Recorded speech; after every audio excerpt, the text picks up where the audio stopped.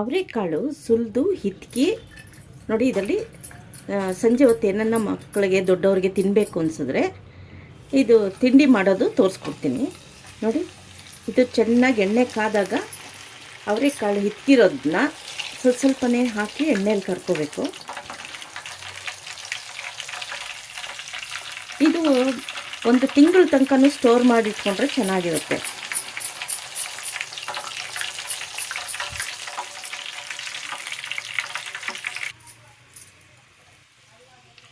ನೋಡಿ, ಈ ಥರ ಜಾಲರಿ ಇದ್ದರೆ ಇದರಲ್ಲಿ ಕರಿಯೋದು ಸುಲಭ. ಒಂದೇ ಸಲ ತೆಕ್ಕೋಬೋದು, ಇಲ್ಲಾಂದರೆ ಎಲ್ಲ ಹಾರಿಸ್ಕೋಬೇಕಾಗುತ್ತೆ. ಈ ಥರ ಎಲ್ಲ ಹಿತ್ಕಿದ ಬೇಳೆನೂ ನೋಡಿ ಈ ಥರ ಎಣ್ಣೆ ಕರ್ಕೋತೀನಿ.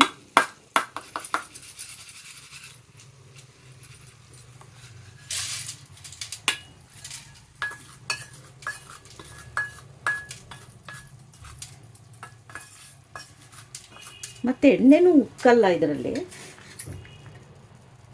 ನೋಡಿ. ಸ್ವಲ್ಪ ಹಾಕ್ಕೊಂಡು ಅದರಲ್ಲಿ ಇಟ್ಕೊಂಡು ನಿಮ್ಗೆ ಹಂಗೂ ಬಾಣಲಿಯಿಂದನೇ ಎಣ್ಣೆ ಉಕ್ತು ಅಂತಂದರೆ ಸ್ವಲ್ಪ ಬಾಣಲಿಗೆ ಸ್ವಲ್ಪ ಎಣ್ಣೆಗೆ ಸ್ವಲ್ಪ ಹುಣಸೆ ಹಣ್ಣು ಹಾಕ್ಕೊಂಡ್ರೆ ಉಕ್ಕೋದು ಕಡಿಮೆ ಆಗುತ್ತೆ. ತೆಗೆಯೋದು ಸುಲಭ ಆಗುತ್ತೆ ನಿಮ್ಗೆ ಇದರಲ್ಲಿ.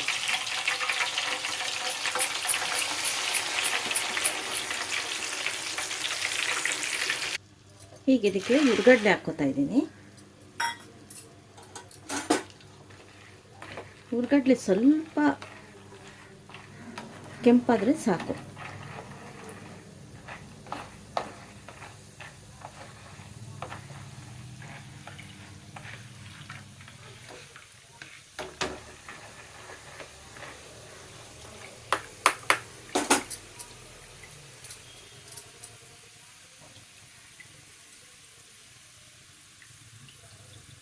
ಈಗ ಕಡಲೆ ಬೀಜ ಹಾಕ್ಕೋತಾ ಇದ್ದೀನಿ.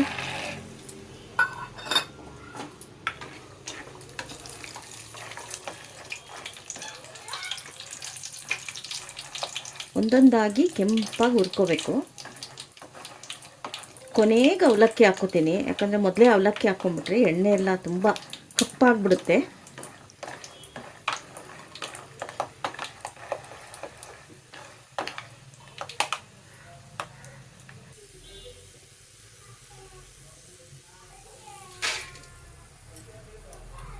ಈಗ ಇದಕ್ಕೆ ಗೋಡಂಬಿ ಹಾಕ್ಕೋತಾ ಇದ್ದೀನಿ.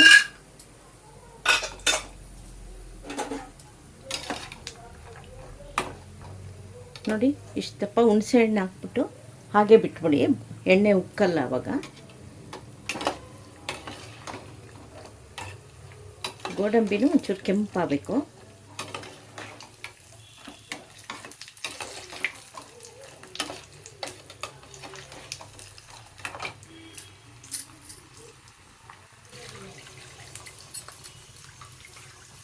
ನೋಡಿ, ಇಷ್ಟು ಕೆಂಪಾದರೆ ಸಾಕು. ಈಗ ಕೊಬ್ಬರಿ ಚೂರು ಒಂದು ಬಟ್ಲಷ್ಟು ಹಾಕ್ಕೋತಾ ಇದ್ದೀನಿ. ಇದು ಆಲೂಗಡ್ಡೆ ಸಿಪ್ಪೆ ತೆಗಿತೀವಲ್ಲ ಅದರಲ್ಲಿ ಇದು ತುರಿಯೋ ಆಲೂಗಡ್ಡೆ ತುರಿತೀವಲ್ಲ ಅದರಲ್ಲಿ ತುರಿದ್ಬಿಟ್ಟು ಆಮೇಲೆ ಸಣ್ಣಗೆ ಹಚ್ಕೊಂಡ್ರೆ ತುಂಬ ತೆಳ್ಳಗೆ ಬರುತ್ತೆ. ಇದು ಒಂದು 2 ನಿಮಿಷ ಹಾಕಿ ತೆಗೆದ್ರೆ ಇದು ಬಾಯಿ ಗರ್ಗರಿಯಾಗಿ ಸಿಗುತ್ತೆ. ಇದು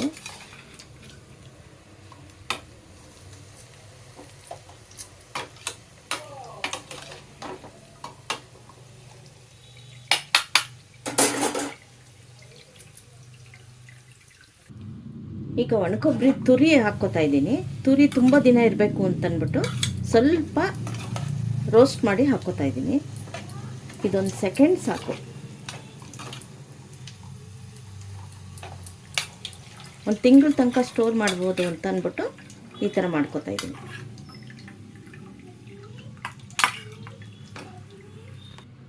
ಈಗ ಇದಕ್ಕೆ ಬ್ಯಾಡಗೆ ಮೆಣಸಿನ್ಕಾಯಿ ಮತ್ತು ಗುಂಟೂರು ಮೆಣಸಿನ್ಕಾಯಿ ಎರಡೂ ಹಾಕ್ಕೋತಾ ಇದ್ದೀನಿ. ಅದು ಸ್ವಲ್ಪ ರೋಸ್ಟ್ ಆಗಬೇಕು.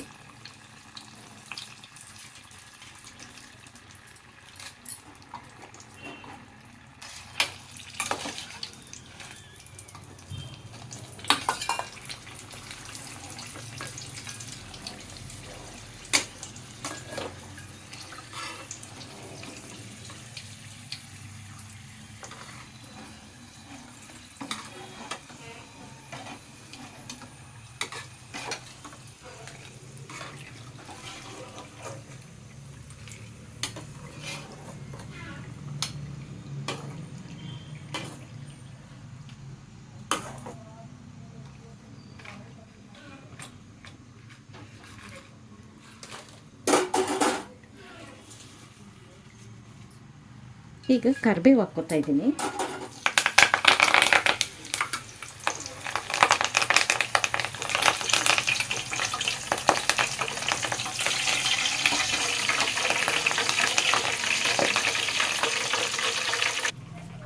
ನೋಡಿ, ಈಗ ಅವಲಕ್ಕಿ ಸ್ವಲ್ಪನೇ ಹಾಕ್ಕೋಬೇಕು.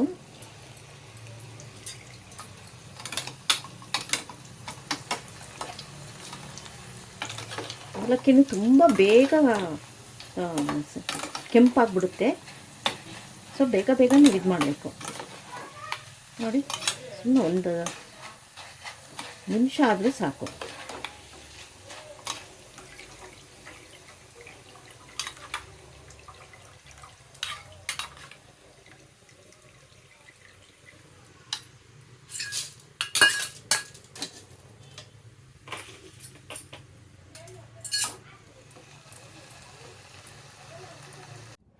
ಈಗ ಮಿಕ್ಸ್ ಮಾಡೋದು ತೋರಿಸ್ಕೊಡ್ತೀನಿ.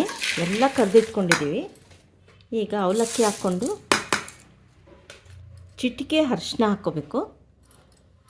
ಸ್ವಲ್ಪ ರುಚಿಗೆ ತಕ್ಕಷ್ಟು ನಾನು 1 ಸ್ಪೂನ್ ಉಪ್ಪು ಹಾಕ್ಕೋತಾ ಇದ್ದೀನಿ. ಖಾರದ ಪುಡಿ ಸ್ವಲ್ಪ. ನಿಮಗೆ ಇನ್ನೂ ಖಾರ ಬೇಕು ಅಂದರೆ ಇದಕ್ಕೆ ಮೆಣಸಿನ್ಕಾಯಿ ಹಾಕಿದೆಯಲ್ವ, ಅದು ಬೇಕಾದ್ರೆ ಚೆನ್ನಾಗಿ ಸ್ಮ್ಯಾಶ್ ಮಾಡಿದ್ರೆ ಇನ್ನು ಸ್ವಲ್ಪ ಖಾರ ಬರುತ್ತೆ. ಹೆಚ್ಚಿಗೆ ಖಾರ ಬೇಕು ಅನ್ನೋರು ನೋಡಿ. ಇದಕ್ಕಿನ್ನೂ ಸ್ವಲ್ಪ ಅವಲಕ್ಕಿ ಹಾಕ್ಕೋತೀನಿ. ನೋಡ್ಕೊಂಡು ನಿಮ್ಗೆ ಎಷ್ಟು ಬೇಕೋ ಅವಲಕ್ಕಿ ಬೆರೆಸ್ಕೋಬೋದು.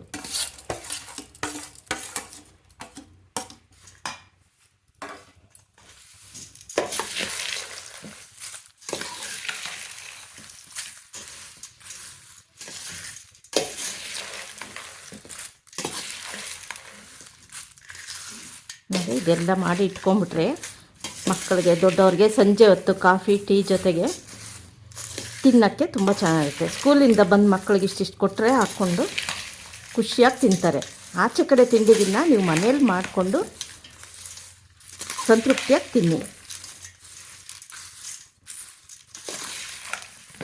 ನೋಡಿ ಎಷ್ಟು ಕಲರ್ಫುಲ್ ಆಗಿದೆ.